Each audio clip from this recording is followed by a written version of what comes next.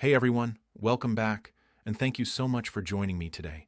If you follow Social Security news closely, then this video is extremely important for you because major changes are officially rolling out. And believe it or not, some of these changes actually begin almost immediately as we move into the new year.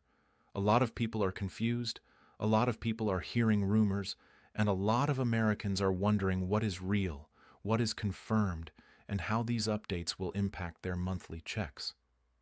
Today, I want to break everything down clearly, calmly, and in a way that actually makes sense, because these are changes that will affect retirees, workers, SSI recipients, and even high earners paying into the system. Before we dive fully into today's discussion, I do want to quickly mention something many of you ask about. If you're interested in potentially receiving up to $200 in free stock or $200 in free cash, check the pinned comment below where I've left a link. Once you click that link, all you have to do is sign up for a free account and link your bank account. You don't even need to make an opening deposit, and after that, you could receive a free stock worth up to $200. Now, with that out of the way, let's get straight into today's Social Security update, because there is a lot to cover. Starting in 2026, Americans across the country will face several key Social Security changes, and some of them are actually arriving sooner than many people expected. According to reporting that's been circulating widely, 5 major changes are confirmed for Social Security in 2026, and every single one of these changes has the potential to impact your finances in one way or another. Whether you're already receiving benefits, planning to claim soon, or still working and paying into the system, these updates matter to you. The first and most talked about change is the Social Security Benefit Boost, also known as the Cost of Living Adjustment, or COLA. This is the change most retirees pay attention to every single year because it directly affects how much money shows up in their bank account each month. For 2026, the federal government has announced that the COLA will rise from 2.5% in 2025 to 2.8% in 2026. This increase is designed to help Social Security benefits keep pace with inflation, especially as everyday costs like groceries, housing, utilities, and healthcare continue to rise. What does this actually mean in real dollars? The average Social Security benefit is currently around $2,000 per month.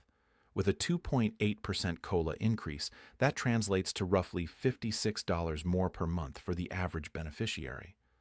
While $56 may not sound life-changing on its own, over the course of a year that adds up to more than $600. And for many seniors living on fixed incomes, every extra dollar counts. There is also an important timing detail that many people don't realize. More than 7 million Americans who receive Supplemental Security Income, or SSI, are scheduled to receive their January 2026 payment early. Because January 1st is a federal holiday for New Year's Day, SSI beneficiaries will actually receive their January payment on December 31st.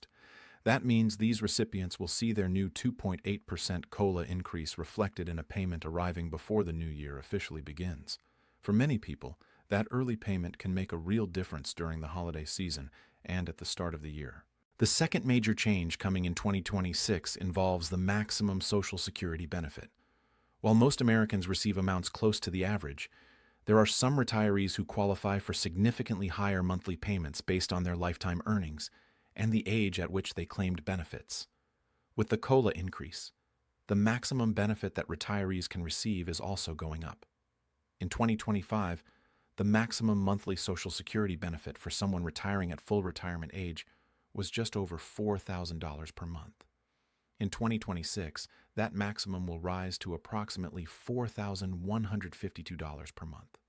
For individuals who delay claiming benefits until age 70, the maximum benefit will increase even more, rising from about $5,118 per month in 2025 to roughly $5,251 per month in 2026. It's important to be realistic here. Very few Social Security recipients actually receive the maximum benefit. To qualify for those highest amounts, you would need to have earned at or above the Social Security wage cap for roughly 30 years of your working life and delay claiming benefits until age 70. For most people, the average benefit remains much closer to $2,000 per month. Still, the increase in the maximum benefit reflects broader changes in wages and inflation and shows how the system adjusts over time. The third major change coming in 2026 has to do with the earnings test limit, and this is especially important for people who claim Social Security early while continuing to work. Many Americans choose to start collecting Social Security benefits before reaching their full retirement age, sometimes as early as 62. However, if you do that and continue working, Social Security places limits on how much you can earn before some of your benefits are temporarily withheld. For those who have reached full retirement age, there is no earnings limit at all. You can earn as much as you want, and your benefits will not be reduced. But for those who are younger than full retirement age, the earnings test still applies. In 2026, the general earnings test limit will increase from $23,400 to $24,480. If you earn more than that amount before reaching full retirement age, Social Security will withhold $1 in benefits for every $2 you earn above the limit. While this can sound scary, it's important to understand that these withheld benefits are not lost forever. Once you reach full retirement age, your monthly benefit is recalculated to account for the amounts that were previously withheld. There has also been some confusion around full retirement age itself. For individuals born in 1959, full retirement age is 66 years and 10 months. For those born in 1960 or later, full retirement age is 67. Understanding where you fall on that timeline is crucial when deciding when to claim benefits and how continued work will impact your payments. The fourth major change in 2026 involves the Social Security wage cap, which affects how much of your income is subject to Social Security payroll taxes. Social Security does not tax all earnings. Instead, it applies payroll taxes only up to a certain income limit, known as the wage cap. In 2025, that cap is $176,100. In 2026, it will increase to $184,500.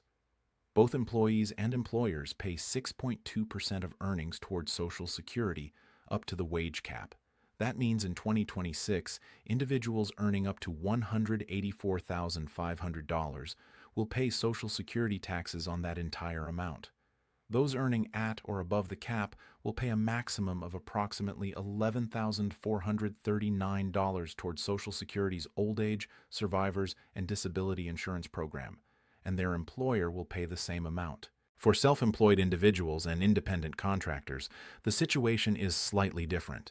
Because they are responsible for both the employee and employer portions, they pay the full 12.4% Social Security tax themselves. That means self-employed workers contribute significantly more directly into the system, which is an important factor to consider when planning finances and estimating future benefits. There is also an ongoing debate in Washington about whether the wage cap should be lifted or eliminated altogether. Some lawmakers argue that it is unfair that someone earning $50 million per year pays the same amount into Social Security as someone earning around $184,000. Proposed legislation, including a bill known as the Social Security Expansion Act, would raise benefits while funding those increases by taxing earnings above a certain threshold and adding taxes on investment and business income for the wealthiest Americans. That proposed bill would increase benefits by $200 per month, or $2,400 per year, on top of existing COLA increases. While this bill has gained attention and support from some lawmakers, it has not yet become law, and its future remains uncertain. Still, it highlights the broader conversation about how Social Security should be funded and reformed in the years ahead. The fifth and final major change coming in 2026 involves Social Security work credits. To qualify for Social Security retirement benefits, you must earn at least 40 work credits over your lifetime.